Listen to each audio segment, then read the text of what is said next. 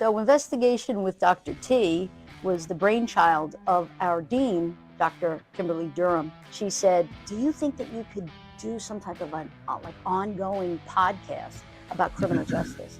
And I said, yeah, of course, definitely. And so that's sort of how it all started. So I thought that this year, what I would do is sort of call it the empowerment season.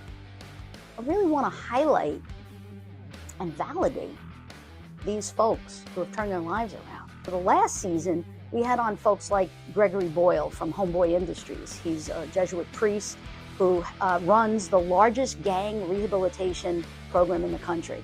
Let's look at folks who have actually succeeded at Homeboy, for example, and have a homeboy and a homegirl come on the show and talk about their experiences being in a gang. What was that like? What attracted them to Homeboy? And how has their lives changed and turned around as a result of it? This is really awesome. Justice restored, life after exoneration. And so I have an exoneree coming on, Willie McDonald. Willie was incarcerated wrongfully. I want to really zero in on what was that like for Willie. Dr. Barry Ryman, who is the clinical director at Recovery Unplugged, and Richie Supa, who is a former band member of Aerosmith. And have them both come on, talk about addiction and talk about music. He's going to talk about how music as a modality can really be effective in helping addicts fight addiction. And of course, we're going to have student spotlight, former alum, etc., on some really cool and interesting topics. We are going to bring back Unfound, Ed Denzel, most definitely. This season of empowerment, like the gangs, former gang members, former folks who are incarcerated, and folks who struggle with addiction. I think that those are just like really important for folks to hear, and our students to hear, and even our faculty to hear.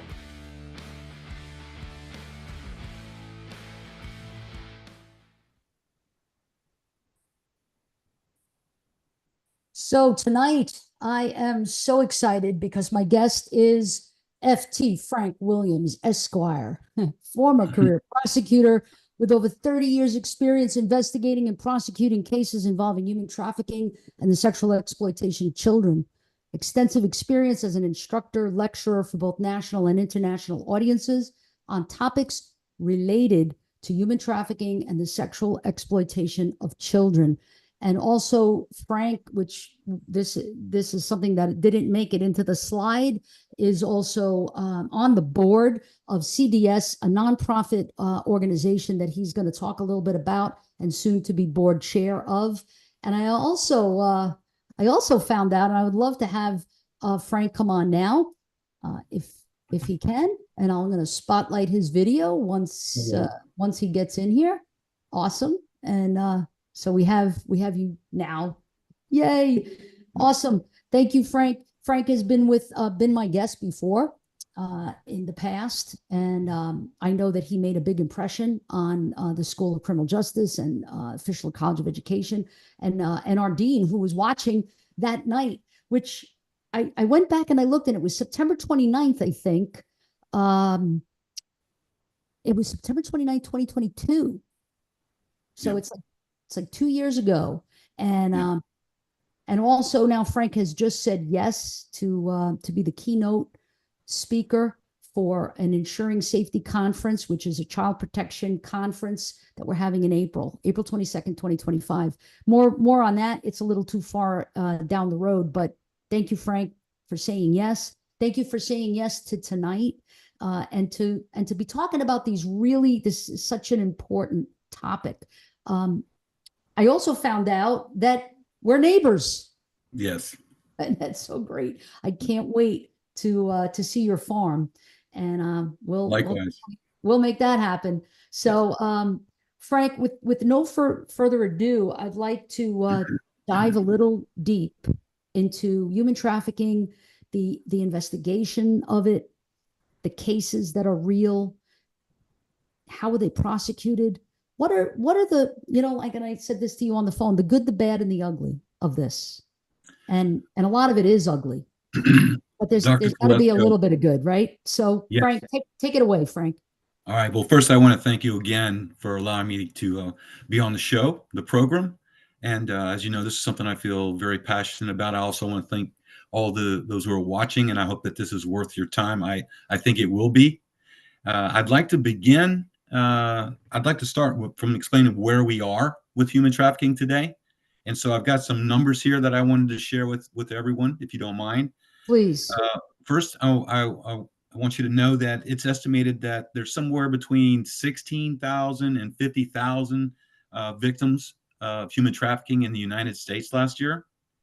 And children remain the primary target.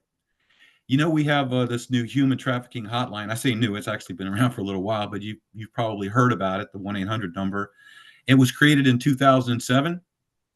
Well, since that time, it's received over 500,000 calls, and they've identified over 100,891 cases with 197,000 victims. Just think about that. They've received, just last year in 23, 30,000 reports of human trafficking, and that resulted in 9,600 cases with 17,000 victims in the United States. Now, the state and federal law enforcement have been more aggressive in the last year than ever before.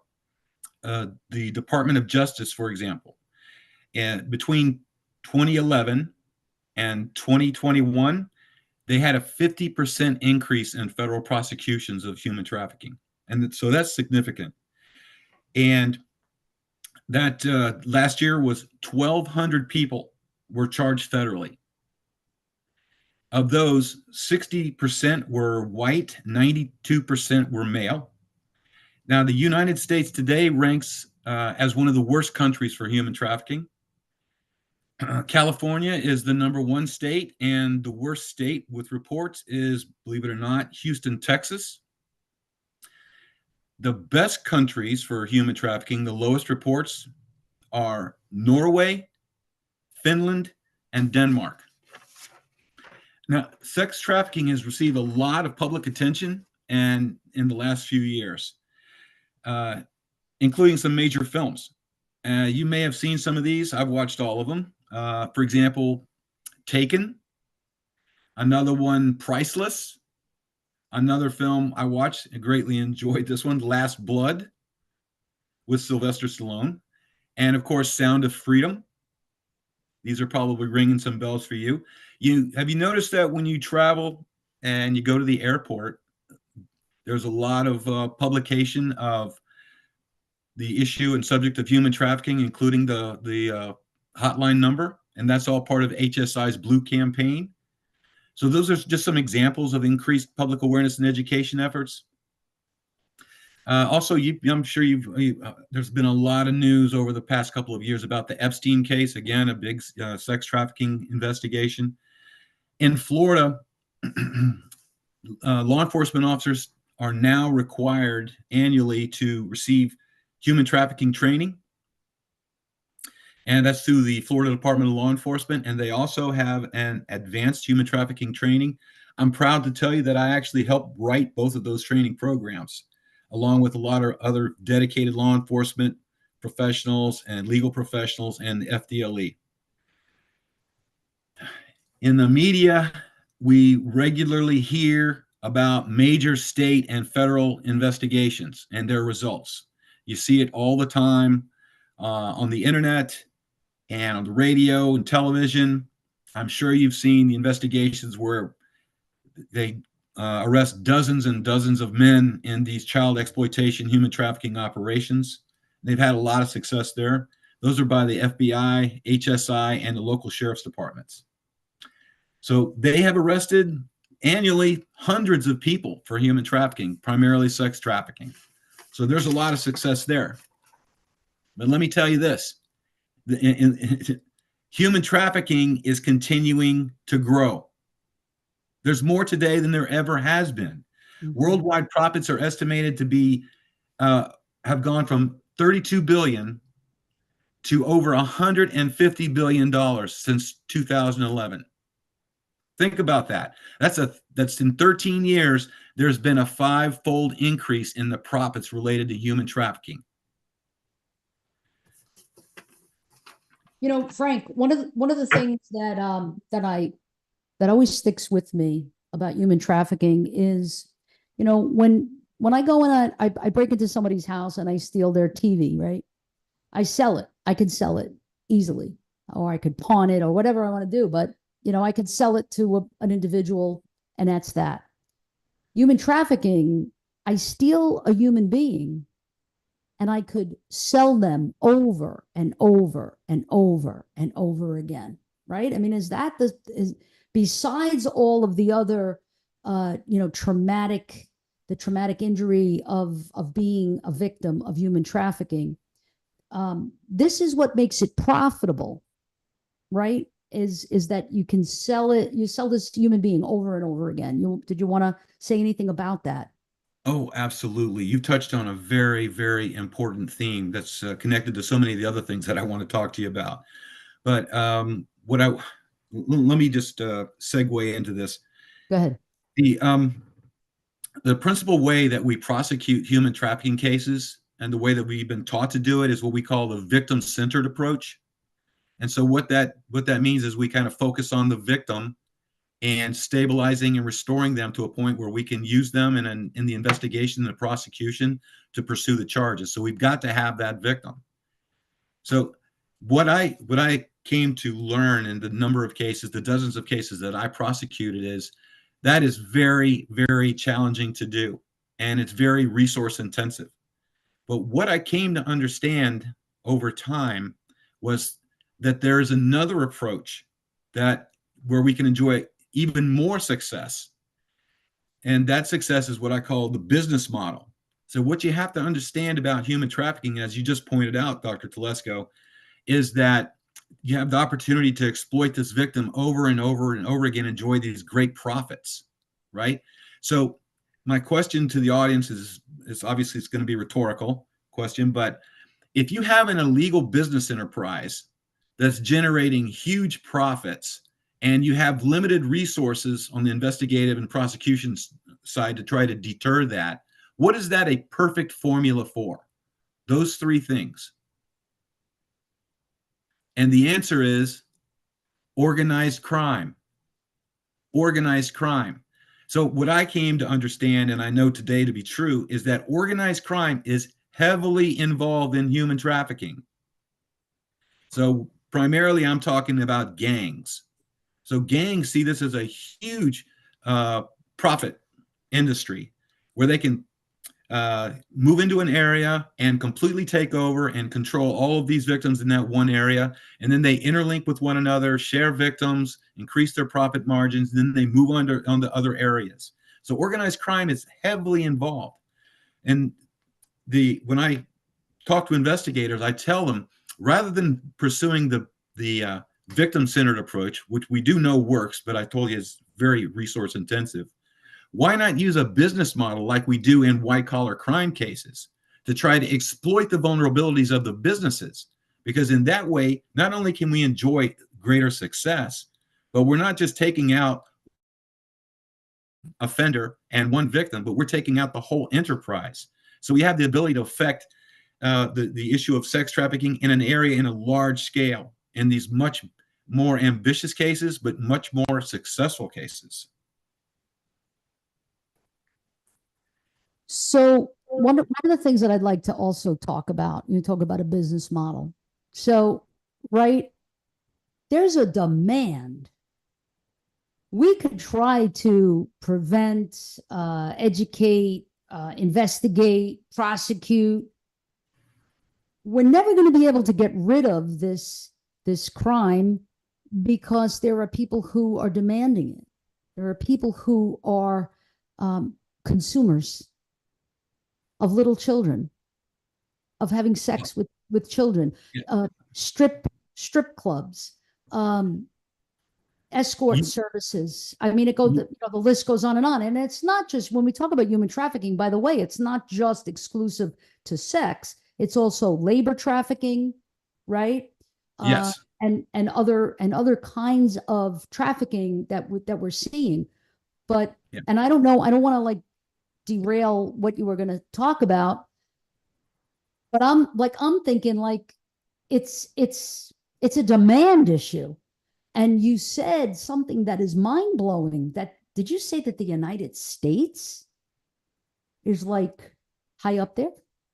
Oh yeah, we're definitely one of the worst countries. There's no question about it.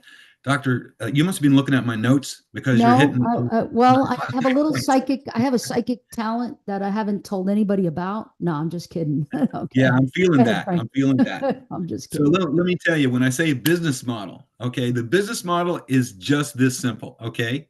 You have customers, you have a product, and you have a supplier. That's the business model.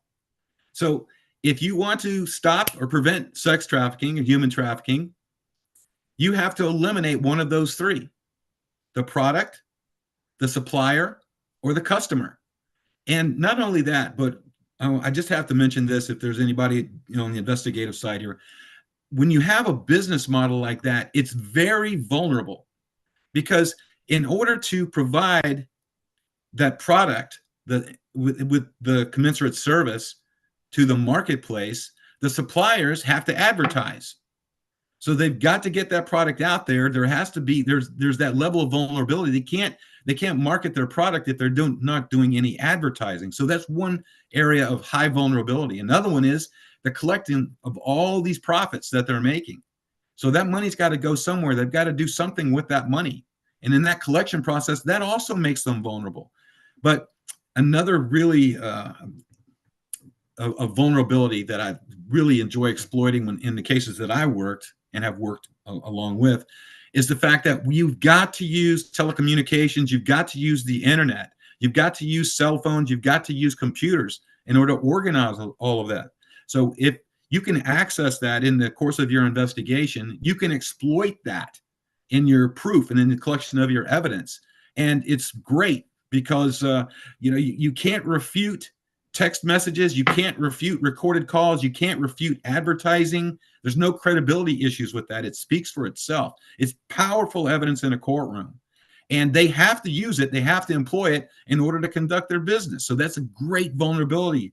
And so that's one that I often talk to investigators that we've got to take advantage of these vulnerabilities. We've got to exploit these openings in putting together our cases. And to do so, and when you do so, you can enjoy great success on the prosecution side. Yes, absolutely. And one of the things I'd like to maybe talk about for a second is so law enforcement and criminal justice system overall, right? Because there's the prosecution side, the legal side, the court side, and then there's the police side, right? Well, the law enforcement side, the investigation side. And I would really like to talk about each of these components for a moment and to really share with our viewers and our students, because there's some doctoral students on here, PhD in criminal justice students. There's some undergrad students in criminal justice. There's Alpha Phi Sigma, which is the Criminal Justice Honor Society. So there's some members from there. And of course, our own faculty and staff that might be watching either now live on YouTube or later when it's recorded. It's archived. Plus, by the way, PS back at the ranch, which I love saying now because I actually have a ranch.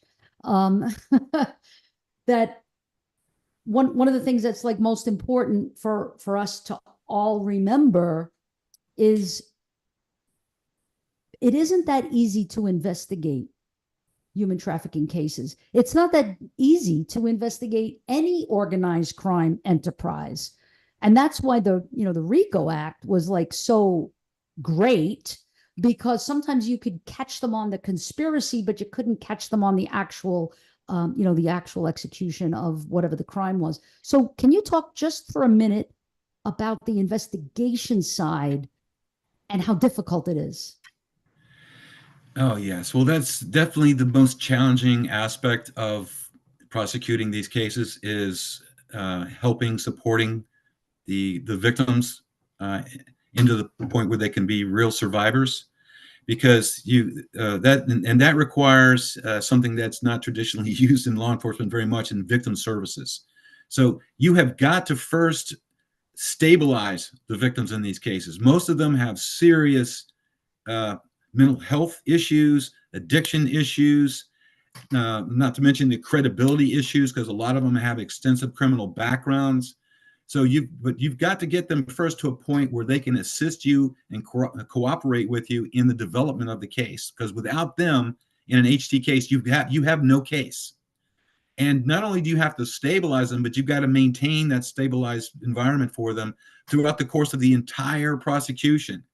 So these cases, when we investigate and we arrest somebody, it's not closed by arrest.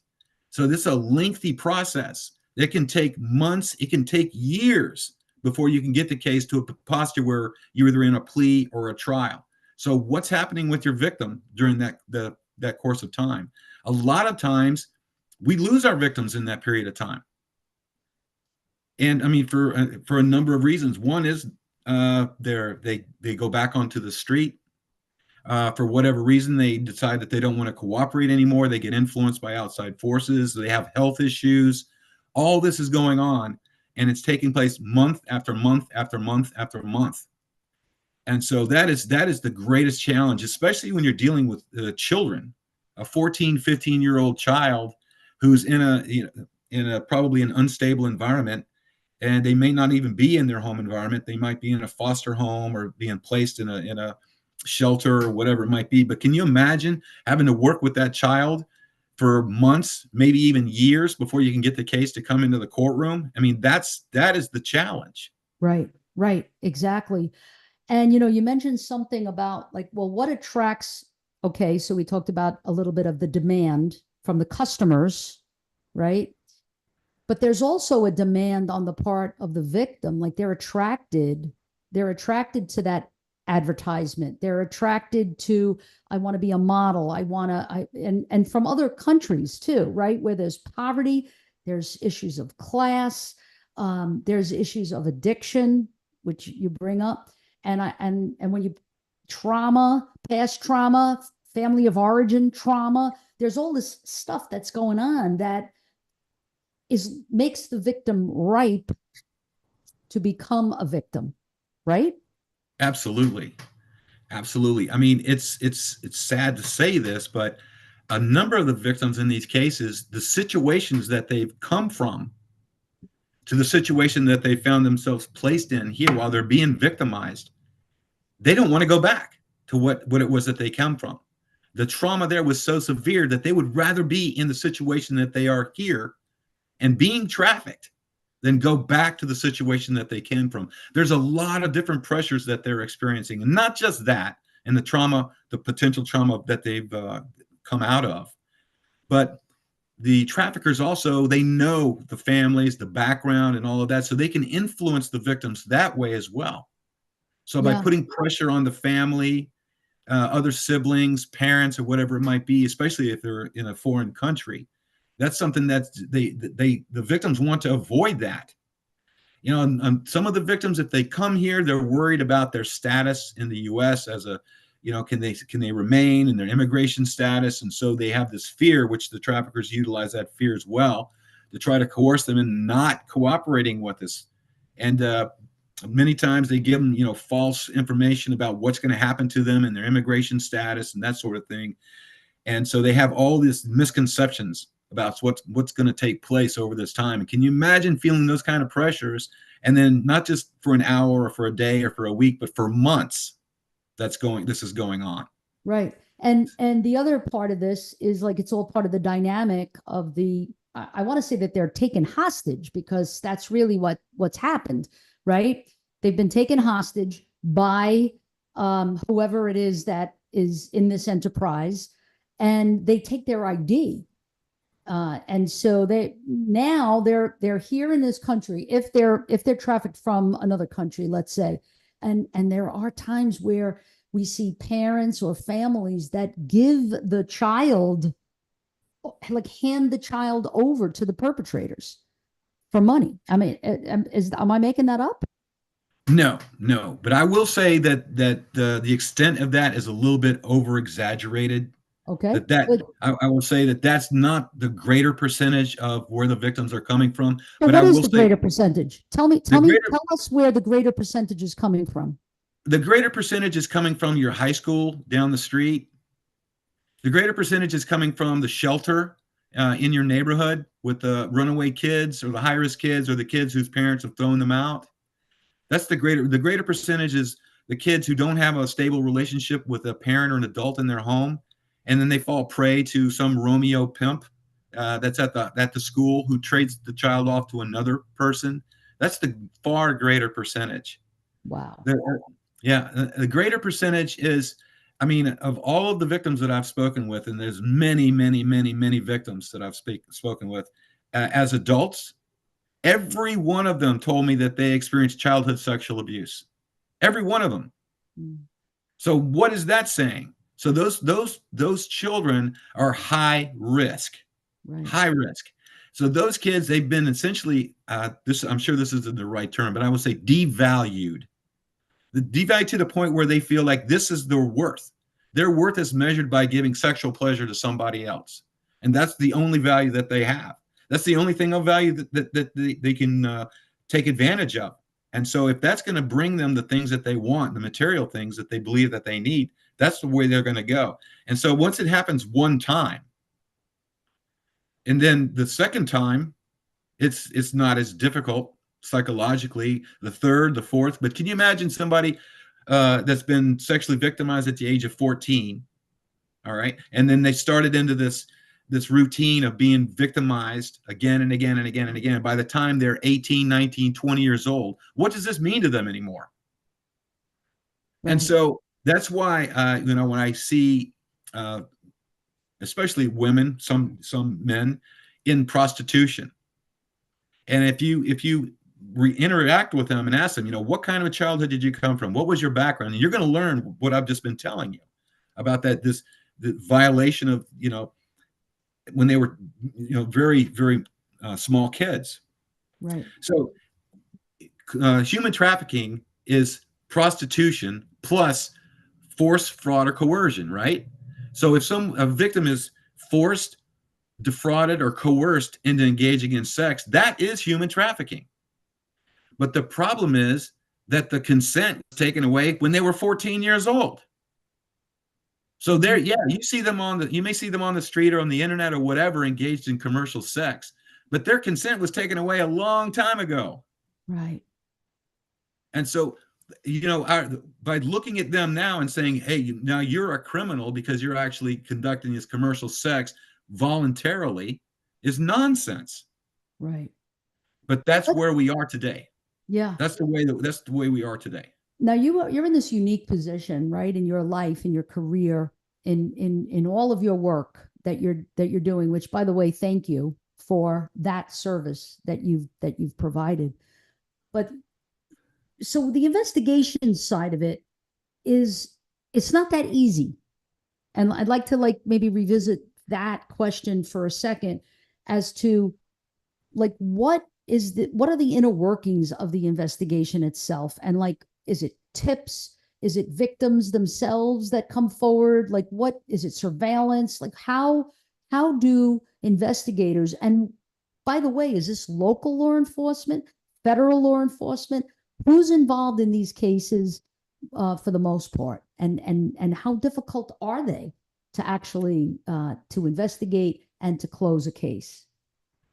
Wow, that's the answer to that question. I wish it wasn't so complicated, but it is complicated. So the bottom line is these cases can be extremely easy to prosecute and investigate, or they can be very, very, very challenging. So, I mean, I've had cases that were both.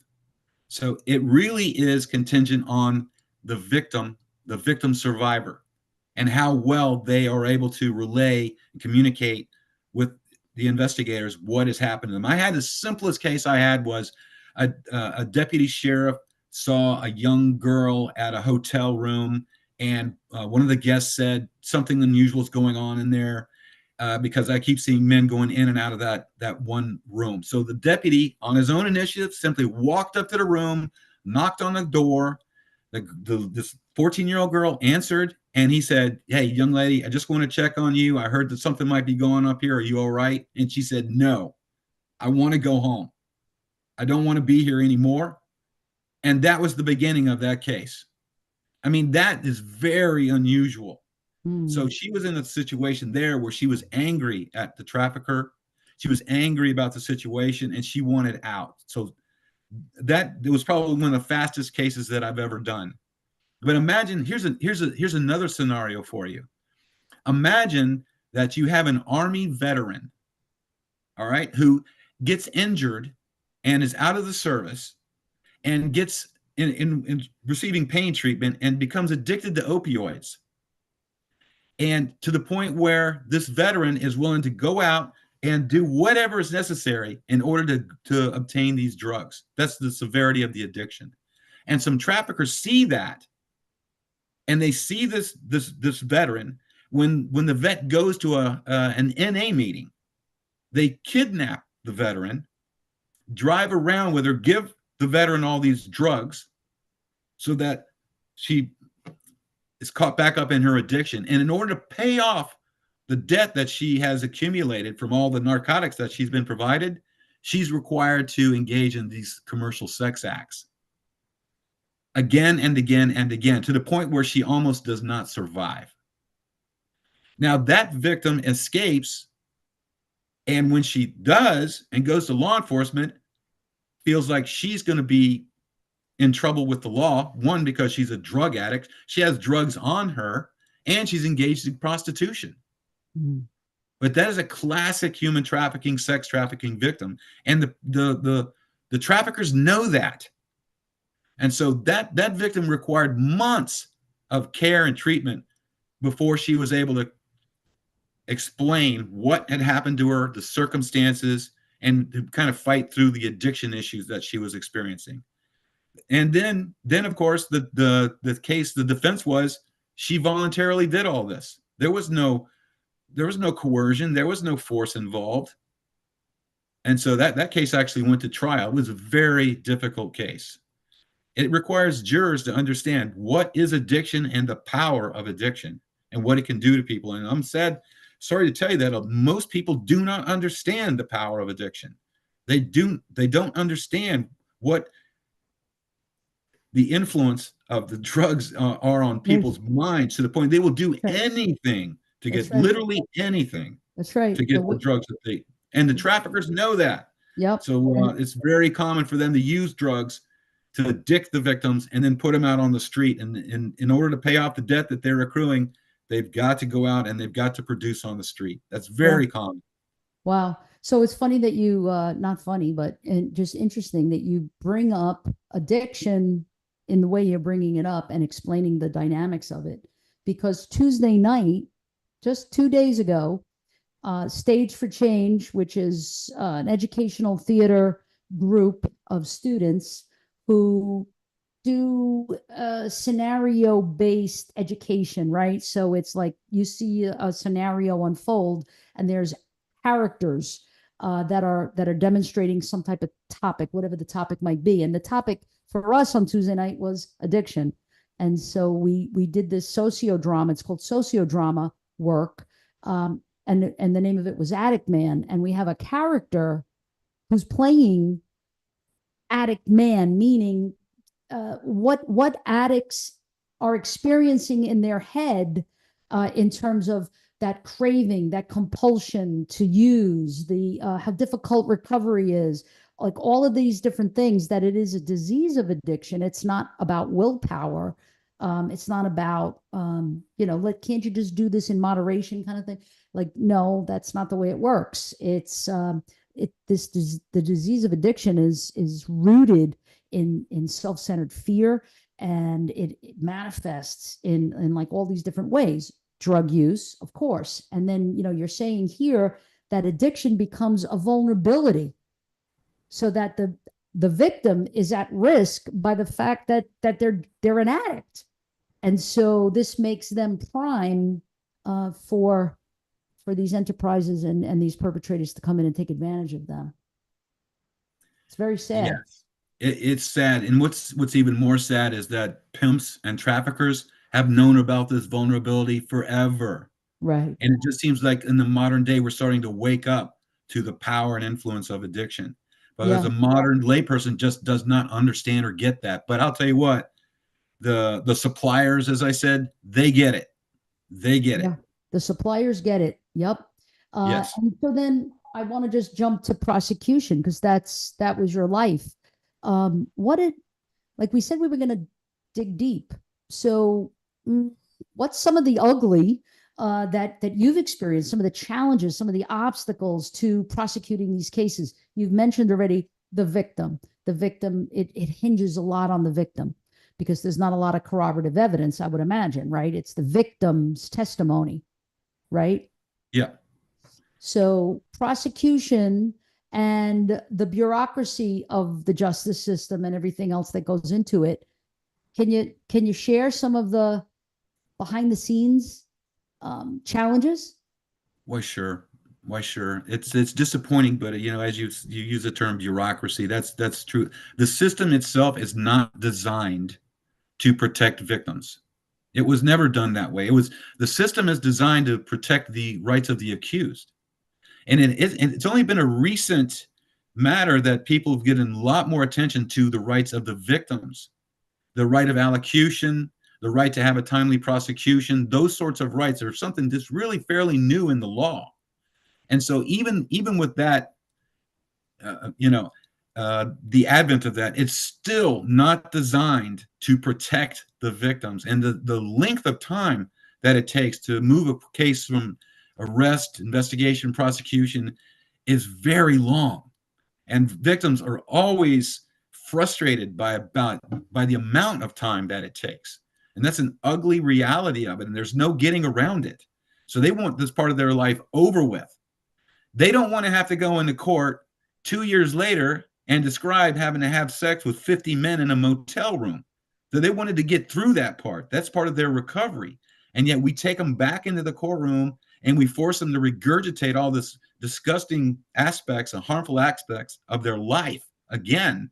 That is very traumatic, very traumatic. So that's something that has always frustrated me, but it is a reality of the way we pursue it on the investigative prosecution side. Another ugly part of this is that there are a lot of biases and prejudices remaining in law enforcement against the victims. So very often I hear them referred to by super derogatory names, crackhead, whore, whatever. There's a whole slew of other terms that I've heard from people engaged in the case, which just tells me they don't understand what this is about, they themselves. And a lot of these misconceptions have been perpetuated for many, many years. And it's even in senior law enforcement, it really takes time and patience to sit down with them and help explain to them, what it is about these victims and what led them to get to that point in their life, and how things devolved in their life, and that they're not doing this voluntarily, and that they haven't done anything wrong morally or legally, but they are a true victim. So that's an educational process that takes a lot of time, and it can often be very frustrating from a prosecutor's point of view. Yeah, I love that you said that because, look, I was a law enforcement officer and lieutenant, NYPD, 20 years, and all of that jazz. And I taught at the police academy for many years, and then ran the behavioral science department. I am a big proponent of educating our officers at the entry level and at the in-service level in victimology and crisis intervention and psychological first aid, and empowering victims, validating what they're saying, letting them know that they are safe now, affording them dignity, power, security, like all of these things that I look at. Frank, I can't believe that it's 2024 and I'm still singing this song. It's mind-boggling to me that we're not putting enough emphasis on how we treat victims, victim advocacy. And that is not just a job for a victim advocate. That's a job for all of us involved in criminal justice. Don't you think? Yes. Now we have made we've improved a little bit. I want to say that if you want to educate law enforcement, The best way to do that is there's a cadre of women who are survivors. And if you bring them into a law enforcement audience and have them explain their history, their background, what they had to experience, and to the point of victimization, that can change hearts and minds. I've seen Yes. that work, but there are Yes. very, very few victims who can do that. You can imagine having to get up in front of an audience of strangers and then give these abhorrent details about your life and victimization as a child, and to the things that occurred and happened to you, in the final case where you were, the perpetrators were prosecuted. I mean, that's a really small group of women. I think I know maybe 3 or 4 that do that, and I'm a big supporter of them. Whenever we do any kind of trainings or conferences, I always reach out to them and ask them if they're willing to come in and speak to the group. And they are always very well received. That's the way you're going to change hearts and minds in law enforcement. That works. Right. Do you have a speakers bureau or speakers, some type of a group of women or men, victims, survivors that are willing to speak at conferences, or like, to have them on the show, for example, give them voice. Do you have I will not say Rolodex? they're a group. I'll say they're loosely affiliated. I do know them, and I'd be more than happy to speak with one of them and to see if they'd be on the show. And I think they would love it. Okay, let's do it.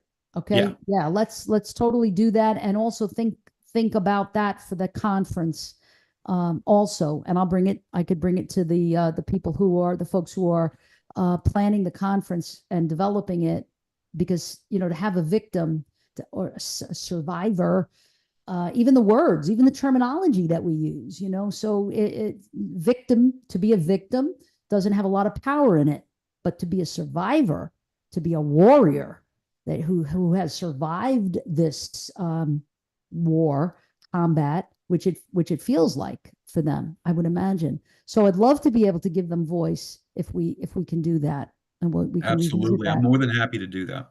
That's great. So we're about 7:42. Do you want to have any closing remarks before we go to the Q&A? If you don't mind. I don't.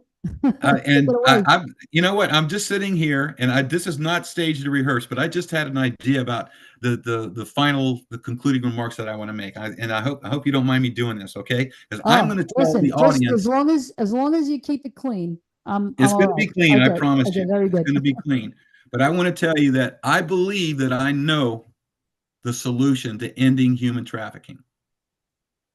And the answer comes from Greek mythology. Here we go.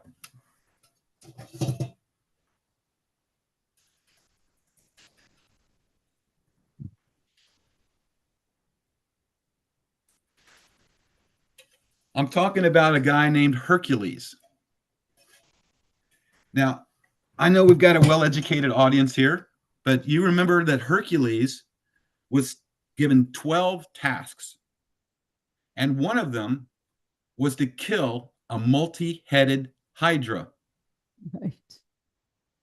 So Hercules confronted this Hydra, which is a giant lake serpent, and it had 9 heads. He took his sword and he cut off one of the heads of the Hydra, only to find, as you all remember from your Greek mythology, that the heads grew right back. What was Hercules to do? He'd swipe another head and the head would grow back. How is he going to kill the serpent? So the mythology says that he had the assistance of another gentleman named Lalaus. So that when Hercules cut the head off, Lalaus would use a torch to burn the head so that it wouldn't grow back. He burned the neck. So he chopped off all 8 heads, and he finally came to the last head. Now, this was an immortal head. It wasn't just an irregular head, and a regular sword wasn't going to kill it. So Athena gave him a special golden sword that he used to knock off the last head of the multi-headed Hydra. Listen to me. Human trafficking is a multi-headed Hydra. And for years and generations throughout history, we've been swiping off one head only to have it grow right back. It's obvious to me. Look at the facts. That's why I elicited them at the beginning of my presentation here. What we are doing is not working. Human trafficking is actually growing. Perhaps we're slowing it down, but it is growing. Isn't it time for us to take a new approach? Isn't it time? It's a multi-headed Hydra. So suppliers, buyers, products, these are all parts of the heads of this Hydra. We've all got to swing our swords together. If we swing our swords together at the same time, we'll chop off all the heads. Another option, but there is an immortal head. Do you know what that immortal head is? The immortal head is, why do men think it's all right to buy sex? If men stopped buying sex tomorrow, there would be no sex trafficking. None. But that head seems to be immortal to us. We don't want to confront that. We don't want to confront the fact that this is men driven. You remember when I mentioned those films earlier? And I said, hey, isn't it uncanny that in each one of those films, the hero is a man? The hero is a man in the films, but men are the villains. Men are the villains. This is a man's issue. That's the reality of sex trafficking. This is about men. When are we going to get real with that? When are men going to get real with that? It's long overdue. Now, even the men that I've spoken to that have purchased sex from these victims, you're not going to believe this, but the vast majority depict themselves as heroes. She likes me. We talk about family. I'm helping her out financially. Can you believe that? Now, there is a class of men that they could care less. I mean, it's just the person is an object for their own pleasure, and that's it. But a large number of them actually portray themselves as a hero. But men are not heroes. They are villains. And so men have to accept that, and we've got to tackle that. That is the immortal head that we just can't seem to cut off. So let's get real. Let's get real about this. And now I'm tired of prosecuting one case, a second case, a third case, dozens of cases. I'm tired of trying to put sheets of broken glass back together again. That's shattered lives. Wouldn't it be much better if we didn't shatter the windows? You know how much it takes to put back broken panes of glass? Wouldn't it be smarter to invest in preventing the glass from getting broken? We have got to get serious and real about this. We need a generation to step up and look at this for what it is, with the truth, and tackle the hard questions and hard issues, because we are not doing it. And what we've been doing is failing. And so that means back up, look at it, and come at it in a new way. That's what the next generation is going to have to do. If they're going to be serious about stopping this horror, it's got to end. It's got to end. Wow, Frank, you blow me away, Frank. You really do. It's great. You know, like hearing something like what you just now said, which, you know, is hardly heard. It's hardly heard because you don't want to turn anybody off, and you don't want anybody to think, you know, you're being radical or anything like that. But I mean, of all the people that has, I want to say the right to say this is you, because you have, this has been your work. This has been your mission. And it's really wonderful to hear. I just now was texting the production team, our students, Sauvé Jean-Louis, who is a project manager and College of Psychology student, and Eddie Hammonds, who is a Fischler Academy student, also project manager, production team, you know, behind the scenes.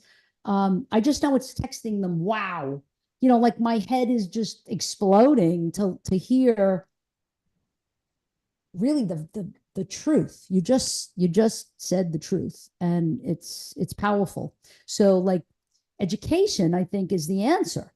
I think education, psychoeducation, that kind of like educational model where you get a group of young men together and talk about this, and I do want to say something, Frank. Do you think that the new generation, and what I mean by the new generation is, my kids here, my kids now, the undergrads, the students, they're in their 20s.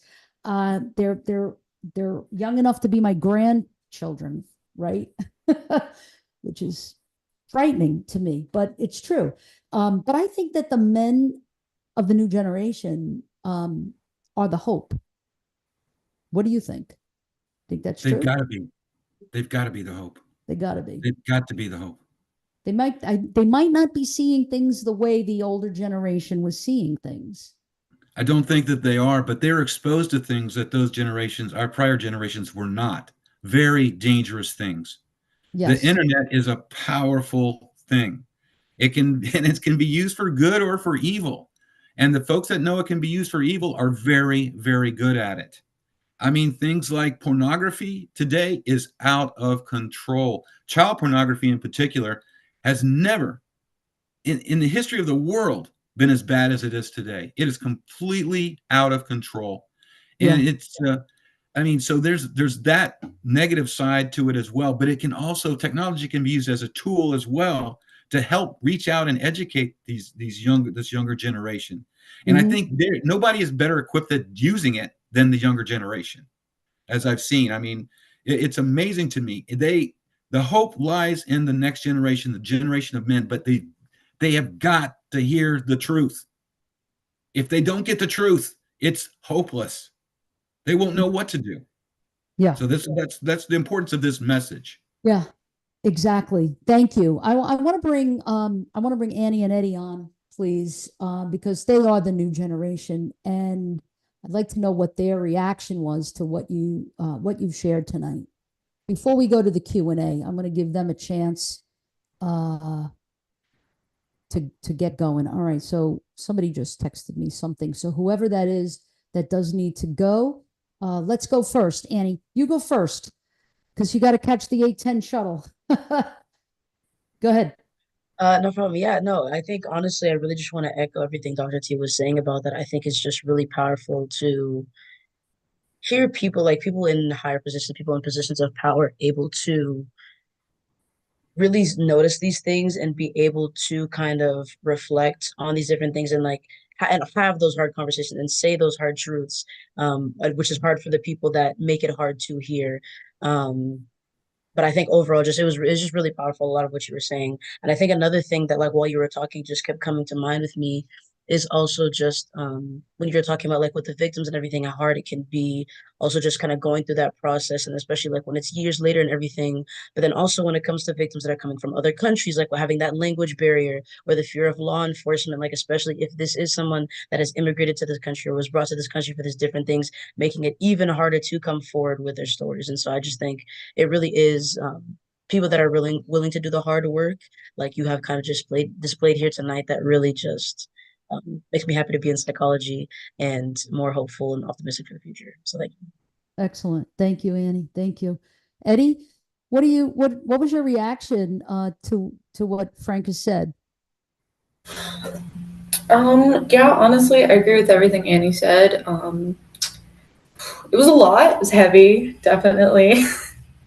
But yeah, it was really nice to hear somebody really advocating for victims and also advocating for, despite stigmatisms that a lot of people may have about who a human trafficking victim is, regardless of things they've done in the past or are doing right now that might not be good, they're still a victim. Right. They're a victim first before they're anything else. So Yes. It was really nice to hear someone say that. So thank you. Yeah, and I also, we didn't mention this, but I would imagine that LGBTQ people are even, I don't want to say more vulnerable, but as vulnerable and at risk for victimization and re-victimization and re-traumatization. We didn't mention that group, but also, you know, those who we did talk about, those who are on the margins, and the disenfranchised, and and issues of poverty may also, and addiction, playing a role. So I want to make sure that Annie gets the shuttle. So go ahead, Eddie. Can you handle the Q&A in the webinar? Yeah, I can definitely do that. Okay, great. So there's a couple of things. I think we did answer Tia's question. Tia Scott said, asked the question, and that question was, how do Yes. children become victims of human trafficking? But I really feel like that was answered in the presentation. So you want to go on to the next one? Yeah. Yeah. Okay. So we have a question here from Kate. She asked, who preps victims for trials, prosecutors, or is there another entity to help with that preparation, even mentally? Yeah, we have victim service personnel. We don't have anywhere near enough of them. So most often our victim service personnel are just helping to explain and move the victim through the legal process. And here's the reality on our side. So we're only providing services when there's a case. So when we initiate a case, like there's an arrest and we file a charge, so they're going to get those kind of services from us. But then when the case is resolved and it's over, well, we're out. So we try to ensure that they've got outside services from nonprofits that carry them not just from the beginning, but all the way through the recovery process as well. So we're reaching out to traditional agencies. Now, Dr. Telesco mentioned earlier about my involvement in CDS. So CDS is one of those at-risk shelters that where kids can go and receive services, and we can help set up, continued care for them. And these are kids like in very bad situations. And these aren't bad kids. They're kids in a bad situation. So to me, that's the most vulnerable population that we have. So I am proud to spend my time now working directly with those kinds of kids and those and people with the common heart to what I'm talking about.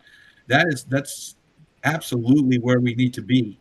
And that, again, when I talk about that multi-headed Hydra, we need people in, like we talked about, dealing with the customers and the suppliers and then the product. I mean, I hate to call these kids a product, but that's what they are in this marketplace. So I'm in this effort, I see myself as trying to do more to help those kids from being victimized. So okay, great. So we're gonna skip Matthew's because that's like sort of a private thing to me. And Matthew, yes, I'll answer that live one-on-one with you. If you want to stay behind after we end the live stream, you certainly are welcome to stay and talk to me about your suggestion. Jasmine Johnson has a question, Eddie. Yes. Real quick, there is a question before hers from Chloe. She asked, what was the longest case you've ever been involved in? The longest? Yes. If you can remember ballpark, I know you've probably been on a lot of cases and they probably all feel like they last an eternity. Yeah. Well, I had one case that resolved in a death sentence that took 17 years. So that's a long time. And that was a 10-year-old girl that was raped and murdered. And the person that harmed her was brought to justice 17 years afterwards. So other than that, that's an anomaly, I think. Usually, I've had cases that can last, I would say, 2 years. 2 years is the longest. Okay, great. Thank you. How about Ebony? Ebony Brown. Let's see. Ebony Brown asked, I wonder if there are any organizations that go into high schools to educate children regarding the signs and dangers of human trafficking. There are quite a few such organizations. I mean, even the local law enforcement. I know the sheriff's office. I don't know where this person is at, but most of the sheriff's offices have a little bureau that provides education in the schools, and there's a number of other nonprofits that are providing educational programs in the school. But you can imagine in the schools are just filled with all these different requirements, in their curriculum, and there's not a lot of room for even though this is an extremely important subject, there's not a lot of room to play with as far as getting the word out to these young people. It really kind of falls onto the parents and their guardians to be educated and ensure that their children are aware of what's going on, which is a big call. I'm looking at some of those questions here, and this is a really good one. Rebecca is asking, do you think prosecution against sex traffickers, child traffickers, is strong enough? And what are prosecution great, sentencing, what is it like? What are the consequences? Well, it's for a victim with no aggravating factors, it's a minimum mandatory 10 years. So it could be 10 years to life imprisonment, but I've seen very few of those, unless there's some aggravating circumstances, multiple victims, or some kind of special harm that the victim suffered. I have a case, I'm not in the courtroom anymore, but one of my cases is going to be sentenced in my absence next week here in Gainesville, and I'm expecting this person to get life. We're talking a case where a young girl was brought here to North Central Florida from Texas, and she was brutally victimized and video recorded for weeks, suffered horrific injuries, physical injuries. Really tragic case. And the sad thing is, the cases that I've seen and witnessed over the years have gotten worse and worse and worse. I never thought I would see anything like I saw in this case. It was gut-wrenching. To see the victimization that this young girl went through, it's like something from a horror film that I just couldn't believe that it was real. But it was real, and it is real, and this isn't the only case. So sadly, what I'm seeing is the violence being perpetrated by these offenders. It's gotten extreme to the point of death. Wow. And I also want to just put a pause here, because what we're talking about now, we're like this whole hour that we've discussed it, and now as we're about to finish up the Q&A, is that this can be very triggering for some folks who have trauma in whether they are survivors of trafficking, survivors of sexual assault, abuse, family of origin, any of that this discussion, while valuable and dynamic, can also be triggering. So I don't want to trivialize that, and I want to just encourage all of us, if we're feeling that way, to reach out to somebody that we trust, that we could talk to, and that they could listen. So I think we answered Jasmine's, right? No. So Chloe had a question before that came in before Jasmine's. So Okay, next up would be Jasmine's. What are your thoughts on female human traffickers, and what is the ratio of male to female sex traders? What gets them into human trafficking, and are their intentions different than it is for men? She also said thank you for the presentation. No, you're all welcome. But it's a very low percentage. I would say maybe 5% are female, and their interests are not sexual. Of the traffickers, is purely financial. Most of the ones that I've dealt with were victims themselves, and suddenly kind of shifted into the posture of actually being a perpetrator. I mean, I had one very tragic case where a young girl was a victim of trafficking by an adult male, and he addicted her, and he actually had her recruit her 15-year-old sister to come and work off some of the money that she owed to him. So she's the one who recruited and supplied her own 15-year-old sister to other customers. That speaks to so much about this crime and the power of it and the power of addiction. Yes, exactly. I think that somebody's also asking for your maybe contact information. Could they contact you, Frank, if maybe if they wanted to get involved in your nonprofit, if they wanted to reach out to you, perhaps via email, whatever you feel comfortable with. If you'd like to, you could put it in the chat, or I can. It's up to you. I'll put you on the spot now, so you have to say yes, or you could just give me a phony email. I'm just kidding. But so yeah, I Now, mean, I think that our students are interested in knowing what help and resources there are, and if they can have your contact information. Dr. T, could you in the chat put my? I sure can. I I, know it's you know I it's sure can. it's the farm email. Yes, I Thank love. you. Yes, good, good, good. All Thank right, you. so I want to really quickly wrap up. So maybe we pick two more that are really right on Yeah, point. let me actually hop over because I don't want to neglect. We have some questions in the YouTube chat. Don't want to Oh, we neglect do? them. Yeah, well, Yes, we do. I can do the YouTube chat. You do the I webinar. think there's one over there. So while you're looking, Eddie, I'll say Oksana is asking, are there any local community-based organizations that help victims of human trafficking? And when we say local community-based, I mean, this is live streamed on our YouTube channel, so local is relative. But is there anything in Florida that you're aware, Broward County perhaps, where, NSU main campus resides within Broward County? Maybe anything in Central Florida here, North Central Florida, anything you want to let us know about? Yeah. So let me just say this. You're right. I don't know all of the different local area nonprofits, but I do know this, that in the state of Florida, we have task forces that cover every jurisdiction.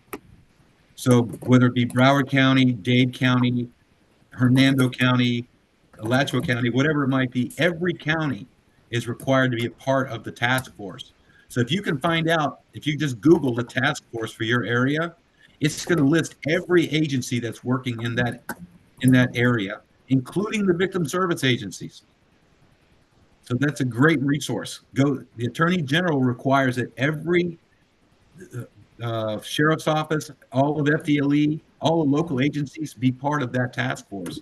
And there's a lot of agencies that are federal agencies that have joined as well. So you just need to know which task force is covering your area. Here, where I am, it's called HT8. HT8 is the North Central Florida.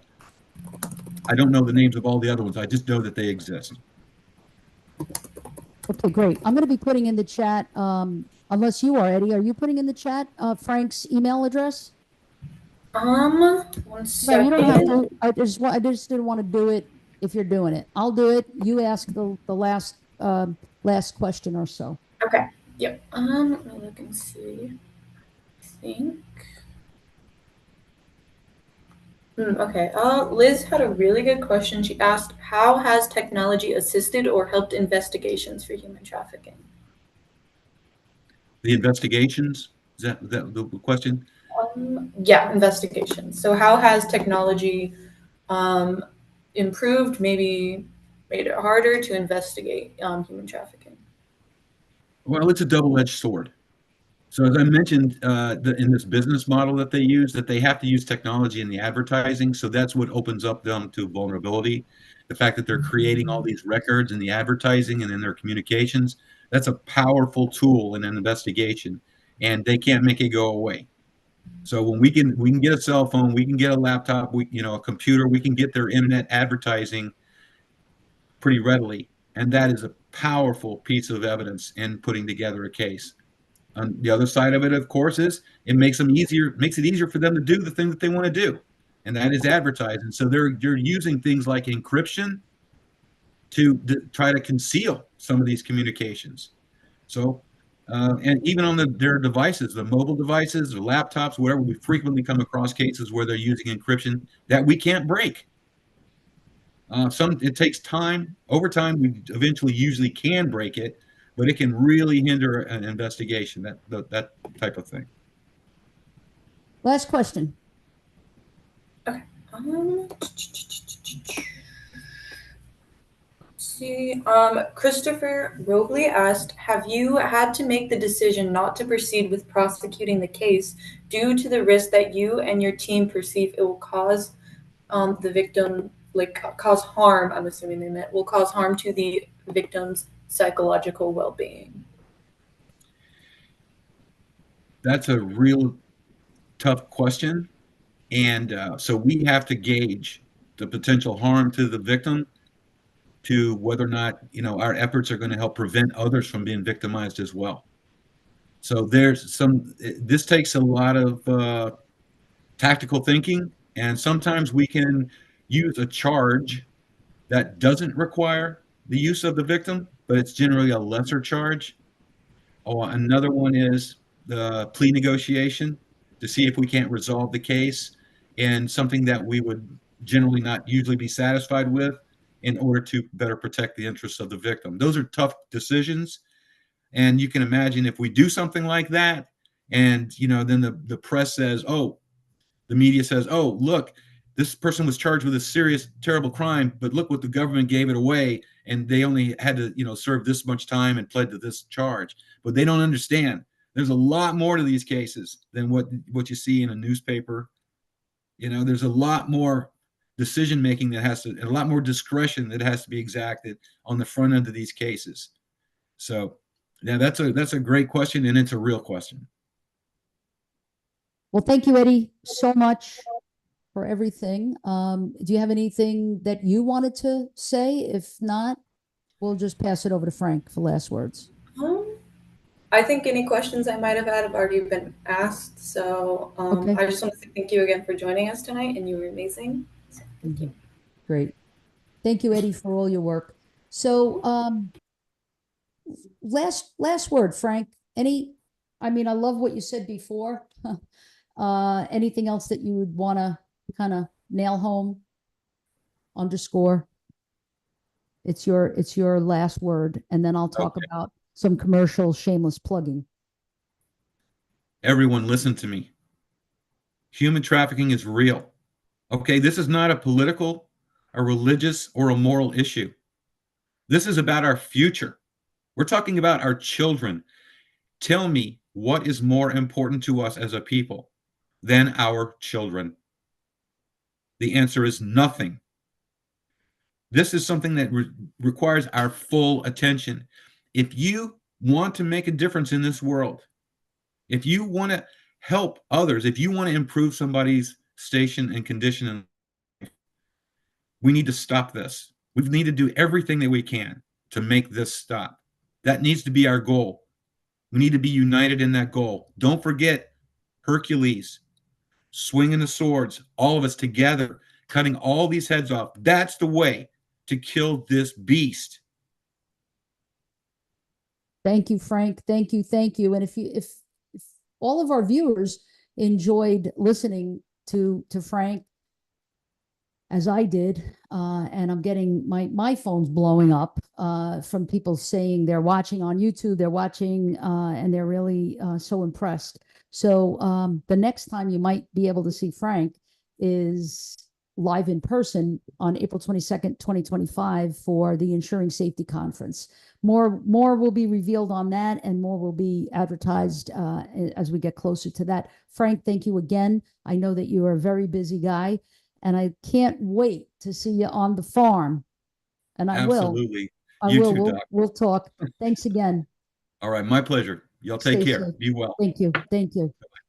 All right, so we have a couple of things that are coming up. I'm going to shamelessly plug them, like next week, like next Friday, right? We've got some good. Let me mute Frank for a minute. I got to mute him. Okay, good. And I got to mute Eddie too. Okay, good. So sorry, not because I want to mute you, but just because there was feedback. All right. So next Thursday, 7:00, I have an unbelievable show, and it's called Second Chances Through Education. We've had them on before. Professor Samantha Carlo, she works at Miami-Dade College. She is a tenured professor, and she's behind the Second Chances Through Education program, where they go into the prison in Miami and offer criminal justice education to inmates. And so we have a couple of grads, folks who have graduated from the program, who have received their degrees, and they're going to talk about reentry success. They're going to talk about stigma. Remember, don't forget, this is the empowerment season this particular year, this particular season. And so just join us next week. If you enjoyed what you saw tonight, you're going to enjoy the rest of the season every single Thursday at 7:00. I want to thank our deans, Dr. Durham, Dr. Kushner, Dr. Castro, Dr. Session, who's on also. And I want to thank my dream team, the students, and all of our students that were watching tonight. And I hope that you enjoyed the show. I hope that you come away with something that empowered you and that could motivate you to maybe get involved in some way and swing your sword. I got a little scared when Frank put the mask on, I have to say. I didn't know. Eddie also, we didn't know where he was going with that, but I'll never forget it. It was a great visual aid. And I'm sure all the Greek mythology students loved it. So be safe. We will talk soon. Eddie, you can stop the live stream. And those who have joined me on the webinar, if you're my students, you must email me. Otherwise, you're not going to get credit. So you have to email me. And thank you, Alpha Phi Sigma, always for joining and attending. So anytime you're ready, Eddie, we could hit stop the stream. And